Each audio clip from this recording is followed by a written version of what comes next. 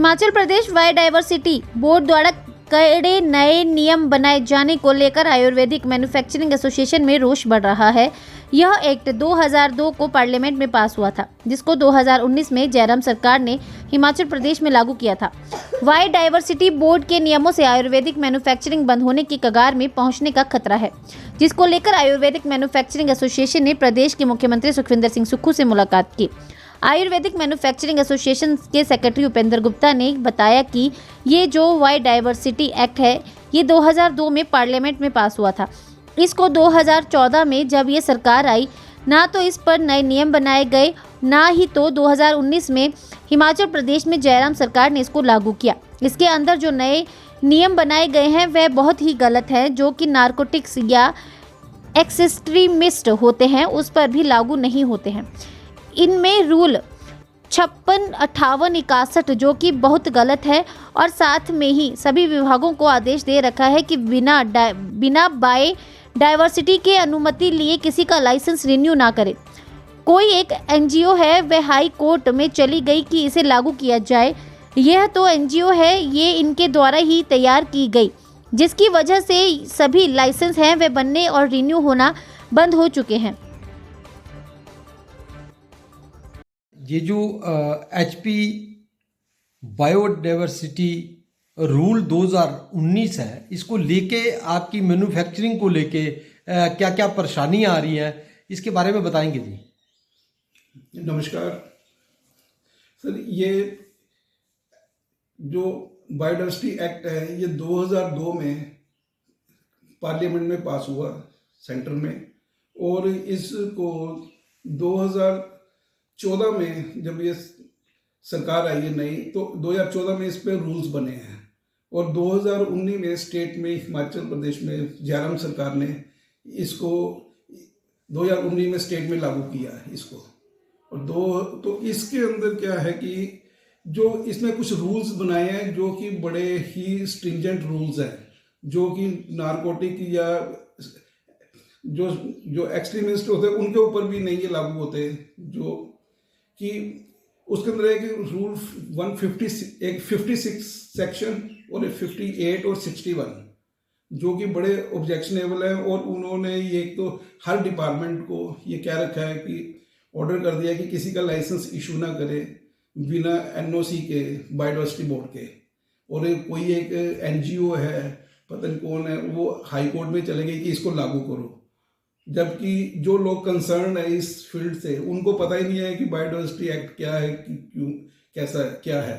पर कोई NGO जो कि इन्होंने ही खड़ी की है एक बायोडायवर्सिटी बोर्ड ने, और उसको लेके कोर्ट में जाके, और ये सारी ही स्टेट की जो मैन्युफैक्चरिंग है, चाहे वो आयुर्वेदा की है चाहे वो फूड की है जिसमें ये हर्ब्स यूज होती हैं, इस सब को इन्होंने एकदम से मतलब सारा कारोबार, सारे काम, सारे लाइसेंस रिन्यूअल, नए लाइसेंस सारे बंद हो चुके हैं। तो हमारी ये सुक्खू सरकार से, सुक्खू जी से हम 17 तारीख को नूरपुर में मिले थे, तो उनको हमने बताया था कि हर्ब्स के उसके अंदर मेन है कि हर्ब्स का जो ट्रेड है कि उसको कोई भी नहीं कर सकता। हर्ब्स की ट्रेडिंग जो करने के लिए आपको NOC लेना पड़ेगा कंपल्सरी, और अगर आप NOC नहीं लेते हो और कोई भी बोर्ड, बायोडायवर्सिटी बोर्ड का आदमी, आप ऑफिसर, आपको कोई नोटिस इशू करता है, कुछ भी करता है, तो उसकी अगर आप वायलेशन करते हो तो आपको फर्स्ट टाइम में 1 लाख रुपए जुर्माना होगा, सेकंड टाइम पे 2 लाख रुपया, और उसके बाद 2 लाख रुपए पर डे का। और 58 के अंदर है कि आप किसी भी, ये लोग तो कोर्ट में जा सकते हैं, और एक सेक्शन है 61 कि उसके अंदर हम किसी भी कोर्ट में नहीं जा सकते, कि ये इंडिपेंडेंट कंट्री है, हम कोई गुलाम देश में तो रह नहीं रहे। जिन ऑफिसर्स ने, जिन IAS लोगों ने ये रूल्स बनाए हैं, ड्राफ्ट किए हैं, तो उनको संविधान के बारे में कुछ नहीं पता क्या है, कि एक टेररिस्ट भी जो इतने लोगों को मार देता है उसकी भी सुनवाई कोर्ट में होती है।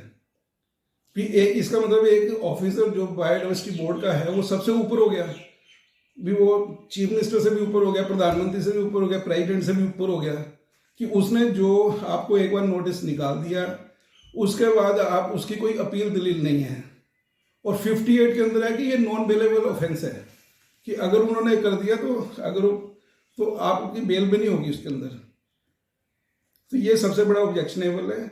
और सारे ही इन्होंने डिपार्टमेंट्स को कोर्ट के थ्रू कर दिया है कि कोई भी इसको बिना एनओसी के इसको लाइसेंस ना इशू करे।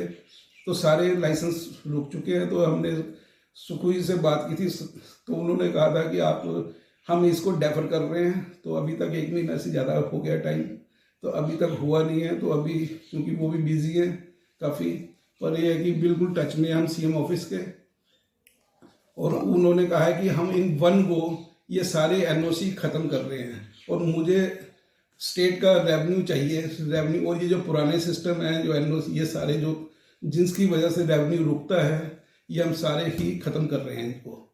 या हम एक ऐसे अथॉरिटी बना रहे हैं जो कि विद इन वीक आपको देगी। तो उसमें उन्होंने कुछ सुझाव मांगे थे हमसे कि रेवेन्यू कैसे बढ़ेगा।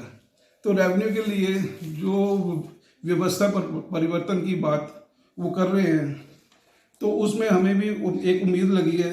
तो हम उनको ये बताना चाह रहे हैं कि जो हमारे पहले ही एक फॉरेस्ट एक्ट है जिसने कि हमारी जड़ी बूटियों निकालने से हमें रोक रखा है। तो वहाँ जो हर जड़ी बूटी का ऐसा ही होता है, जैसे एक फसल जो होती है 15-20 दिन के लिए का टाइम होता है उसे काटने का, निकालने का। तो 15-20 दिन के अंदर अगर ना निकालो तो वो फसल खराब हो जाती है, चाहे फ्रूट है या कोई भी चीज़ है। तो उसका भी, जड़ी बूटियों का भी ऐसा ही होता है, एक टाइम होता है जिस टाइम के अंदर वो जड़ी बूटियाँ निकाली जाती हैं। तो अगर उस टाइम पे हम एनओसी लेते रहेंगे या फॉरेस्ट वालों के पीछे जाते रहेंगे तो वो टाइम निकल जाता है। तो उसके लिए एक रीस्ट्रक्चरिंग की ज़रूरत है, क्योंकि हमारी जो जड़ी बूटियाँ फॉरेस्ट के अंदर हैं वो 5% भी नहीं निकाली जाती, बाकी सारी हमारी वेस्ट हो जाती है। तो इतनी इनकम जो गवर्नमेंट की जो जाती है, जो स्टीरियोटाइप सिस्टम चला हुआ है, उसको रीस्ट्रक्चर करने की ज़रूरत है।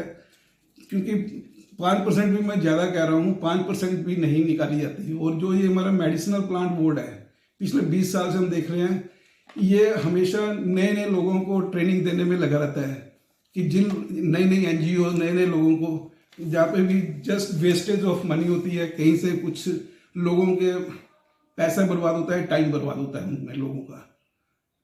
और जो लोग एक्सपर्ट हैं उन लोगों को ये टच नहीं करते। जितनी भी मीटिंग्स करते हैं उनमें एक्सपर्ट लोगों को नहीं बुलाते, किसी इंडस्ट्री को नहीं बुलाते, क्योंकि जो गवर्नमेंट की इनकम का साधन जो है वो लोग हैं किसान, मैन्युफैक्चरर, और बीच की कड़ी है दुकानदार जो टैक्स देता है, कलेक्ट करेगा।